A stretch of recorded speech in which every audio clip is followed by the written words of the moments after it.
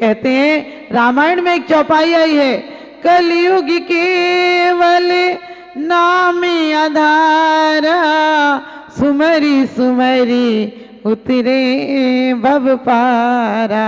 कलयुग में भी अभी परमात्मा नहीं है, लेकिन परमात्मा के नाम ऐसे हैं। और आप लोग पढ़ते हैं कि एक प्रमुदित होकर एक मेंढक एक पाखुड़ी चढ़ा देता है, और क्या क्षणा दासी स्वर्गी गुण गण समृद्धा सुख निधि, क्षण भर में निधियों से सहदेव हो जाता है। तो आप लोग भी जो चढ़ा रहे हो, इनके साथ अपने हृदय के भावों को जोड़ना, और भगवान के 1008 नामों से जब भी बच्चों के घर में नाम रखो, परमात्मा के नाम पर रखना। क्योंकि वैसे तो नाम से कुछ नहीं, काम से परिवर्तन होता है।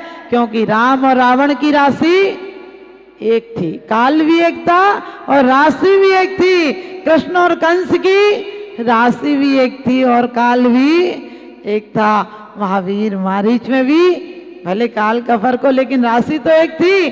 तो ध्यान रखना, हमें मारीच नहीं बनना है, हमें सतपथ पर कदम चलाकर महावीर बनना है। और आप लोगों को 1008 नाम की आराधना करके, उन नामों से मतलब नहीं है, मतलब नामों का मतलब हम सिर्फ नाम नहीं रखाएंगे, हम उन जिनसा काम करेंगे और हम भी परमात्मा बनेंगे।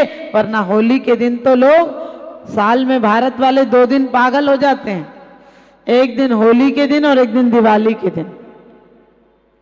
होली के दिन अपने पैसों से आग लगाते हैं, दिवाली के दिन अपने पैसों से आतिशबाजी में आग लगाते हो, अपने पैसों से अपने घर में आग लगाते हो। और होली के दिन अपने पैसों से अपने और अपने रिश्तेदारों का मुंह काला करते हो। लेकिन हम उन रंगों को नहीं चढ़ाएंगे, हम भक्ति के रंगों को चढ़ाएंगे और हम प्रहलाद जैसी भक्ति दिखाएंगे। आपको पता है, लोग कहते हैं कि इसकी बुआ उसको अग्निकुंड में लेकर, यही परंपरा है लोगों की। लेकिन हम उस होलिका को नहीं, हम कर्म रूपी शत्रुओं को, ध्यान रखना, आज भस्म करेंगे और सदरूपी प्रहलाद की जीत हासिल करेंगे। हमें आज तक जिन्होंने घुमाया है, जिनके कारण हमने जन्म और मरण को पाया है, भगवान के नाम को पाकर केवल ज्ञान रूपी लक्ष्मी को पाएंगे। ये बाहर की लक्ष्मी नहीं, और रंग रंगेंगे तो भक्ति के रंग में रंगेंगे। क्योंकि पहले लोग अपने दादा के, अपने बाबा के, अपने परिवार के नाम लिखते थे महलों पर। आप कहीं भी प्रशस्ति देखो, उनके प्रपौत्र, उनके पुत्र, उनके वंशावली पूरी लिखी होती थी। आजकल तो लोगों से उम्मीद मत करना कि बेटा नाम चलाएगा, बेटा अपना ही नाम खा गया, तुम्हारा नाम क्या खाक चलाएगा। आजकल कोटियों पर लिखा होता है एसके जैना, पता नहीं वो सुधीर है, सतीश है, सनत है, पता नहीं, अपना नाम खा गया, अपने बाप का नाम क्या चलाएगा। लेकिन लोगों की पहले धन से, पूजा से, प्रतिष्ठा से, व्रतों से, महाव्रतों से पहचान होती थी। आजकल लोगों की कुत्तों से पहचान होने लगी। तो अपनी प्रकृति को इतना नहीं गिराना है, अपनी प्रकृति को सिंह वृत्ति जैसा बनाना है। आपने इसमें बहुत सारे अर्गों में पढ़ा कि भगवान आपके भक्ति रूपी पुष्प पर, आपके गुण रूपी पुष्प पर क्या भव्य रूपी भंवरे बढ़ाते हैं, आत्मरस को पाते हैं। तो हम सब, आप सब उन्हीं आत्मरस को पाएंगे। पहले इतनी मर्यादा होती थी, नाम के पहले जी लगाते थे, भाभी जी, ननद जी, सासू जी। आजकल तो अपने पति को भी ऐसे बुलाती जैसे नौकर हो। बिल्कुल सत्य घटना है। एक जगह उसने कहा सैलू को बुला देना, मैंने सोची कुत्ते को बुला रही है, अब पता ही नहीं था वो शैलेंद्र वैलेंद्र कुछ ऐसे नाम होगा। तो बोली, हमने कही, बोली नहीं, सालू कुत्ते को कहती हूँ, शैलेंद्र इनको कहती हूँ, सैलू इनको कहती हूँ। मैंने कही कुत्ते और पति में फर्क नहीं, बोले नहीं, प्यार से बुलाती हूँ। हमने कही प्यार के इजहार का और कोई तरीका नहीं है। ध्यान रखना, पहले लोग अपनी पत्नी को भी श्रीमती कहते थे, यानी बुद्धिमती कहते थे। आजकल वाइफ कहते हैं, यानी तुम्हारी लाइफ को चौपट कर देगी। पहले अपने पति को श्रीमान कहते थे, यानी बुद्धिमान, लक्ष्मीमान और श्रीमान का मतलब सच्चे श्रीमान तो भगवान है, अरहंत देव हैं जिन्होंने दोनों तरह की श्री यानी लक्ष्मी को प्राप्त कर लिया है। आजकल हस्बैंड कहते हैं जिसका हंस हंस कर बैंड बजता है, फिर तमाम जिंदगी बेचारा अकेले ही बसता है। पहले नाम नहीं लेते थे, अपने ससुर लोगों का भी नाम नहीं लेते थे। एक सास ने बहू को काम दिया, बोले दही बिलो ले। अब दही बिलोया तो मक्खन ऊपर आ गया, उसने कहा माजी माजी मक्खन आ गया। सास ने एक चांटा दिया, बोले शर्म नहीं आती है, ससुर जी का नाम है, तू नाम ले रही है उनका। बोली आज के बाद नहीं लूंगी अम्मा जी, गलती हो गई। दूसरे दिन फिर वही काम दिया, बोली माजी माजी बाबू जी ऊपर आ गए, क्या करूं। आप समझ गए, क्योंकि इस नाम की बड़ी चिंता है। एक गरीब महिला ने कंगन बनवाया तो वो बुलावा करा, उसने गीतों का बुलावा करा और बतासे बांट रही थी। घर छोटा सा था, झोंपड़ी नहीं बनाई थी, लेकिन नहीं तो कुछ भी हो, तुम लोग ही मकान बनाते तो नागल करते हो, क्यों करते हो, लोग कह के जाएंगे क्या कोठी बनाई है। तो उसने भी नागल किया। अब कोठी बनाते टाइम वो हाथ को बार बार ऊपर करे और कहे लो बतासा, लो बतासा। अचानक किसी ने बोला ही नहीं, सब लोग बतासे लेके चले गए। उसको गुस्सा आई, अंदर गई और चूल्हे की लकड़ियां निकाल कर इधर उधर फेंक दी। घर में आग लग गई। लोग जल्दी जल्दी पानी लेकर आए और पानी डाल रहे थे, तब भी वो उसी को देख रही थी, बाजू बंद कर रही थी, इधर डालो इधर डालो। एक औरत बोली जीजी ये बाजू बंद कब बनवाया। बोली आग लगी, पहले पूछ लेती तो घर में आग ही काहे को लगती। तो ध्यान रखना, ये नाम के पीछे आदमी बड़ा परेशान है, लेकिन हम नाम की नहीं, हम काम की चिंता करेंगे और अगले जन्म में हम अरिहंत की सिर्फ पूजा नहीं करेंगे, हम भी अरिहंत बनेंगे। इन्हीं स्वभावनाओं के साथ आज मैं उन गुरुदेवों के तीनों गुरुदेव के चरणों में कोटि कोटि नमन करती हूँ कि जिनके माध्यम से आज मुझे ये दीक्षा मिली है और प्रभु की परम असीम अनुकंपा रही कि जो हम पहले बिल्कुल 1 किलोमीटर नहीं चल पाते थे, आज भगवान ने एक कदम बढ़ाए हैं। और आज दीक्षा के दिन ध्यान रखना, हम हमेशा बोलते हैं दीक्षा दिवस नहीं मनाना है, दीक्षा के दिन आराधना और उपासना विशेष रूप से करनी है। तो आज मैं अपने संयम के मार्ग पर चलते हुए अपने नियम और व्रतों में उन्नति करूंगी और एक दिन उन नियमों को और बढ़ाते हुए अपने चारित्र में और प्रशस्तता लाते हुए उन गुरुओं की कृपा से एक दिन उस मंजिल तक जाऊंगी जहाँ तक प्रभु पहुँचे हैं, वहाँ तक जाऊंगी। क्योंकि क्या रखा है दौलते जहान में, क्या रखा है दौलते जहान में, क्या रखा है इन पक्के मकान में। जहाँ रखा है वहाँ तू जाता नहीं, जो एक बार चला गया वो वापस आता नहीं, वो वापस आता नहीं। तो ध्यान रखना, भगवान के नाम कितने अच्छे अच्छे हैं। निर्मोहाय यानी भगवान आप मोह से रह तो गए, निर्दोषाय आपने समस्त दोषों को नष्ट कर दिया। आनंद आए आपके आनंद रूप हो, हम उसको दिल से चाहते हैं और अपने कदम बढ़ाएंगे इस वासनाओं के आनंद में नहीं, ये क्षणिक आनंद है, उस अक्षय असीम आनंद को, उस अव्याभात पद को प्राप्त करेंगे। इन्हीं स्वभावनाओं के साथ आप सब लोगों ने बहुत अच्छा विधान किया। सिद्ध चक्र विधान के माध्यम से आप लोगों के संसार के चक्र मिटे और उस चक्र में सिद्धों के समूह में हमारा और आपका नाम आए। इन्हीं स्वभावनाओं के साथ बोलिए आदिनाथ भगवान की जय। भारत पावन इसलिए यहाँ कि यहाँ अनेकों संत हुए जो नर से नारायण बनते और राम बुद्ध अरिहंत हुए। उनमें से नगन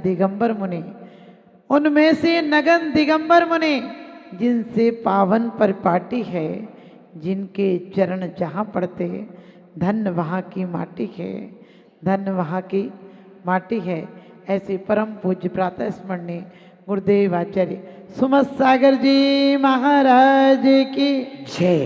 परम पूज्य प्रातः स्मरणीय गुरुदेव आचार्य सन्मत सागर जी महाराज की जय। अभी अपन लोग बात सुन रहे थे कि आचार्य श्री नहीं है तो उनके चरणों में कहते हैं जो आज हमारे बीच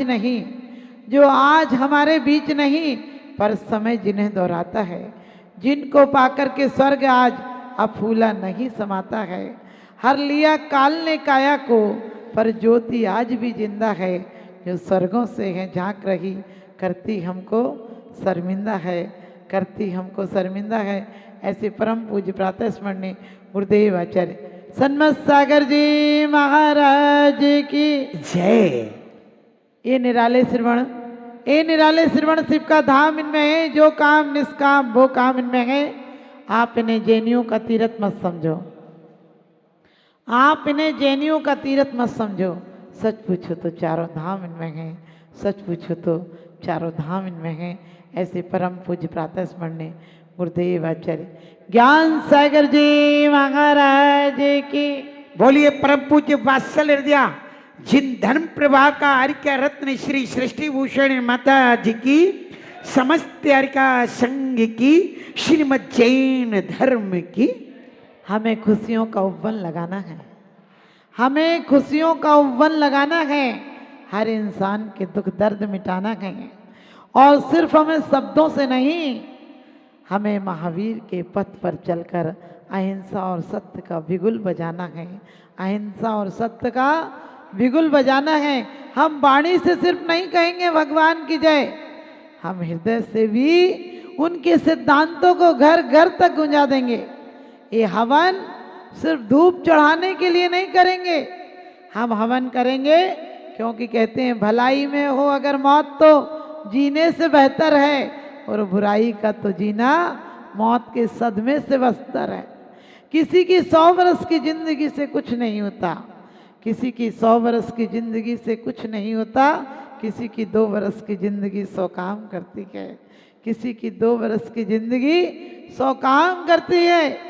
हम आदिनाथ भगवान की स्तुति करते हुए कहते हैं कि भगवान स्वदोष मूलम समाधि तेजसा निनायो निर्दय भास्म सत्क्रिया जगाद तत्वम जगते जिने जसा बभूप च ब्रह्म पदा मृतेश्वरा।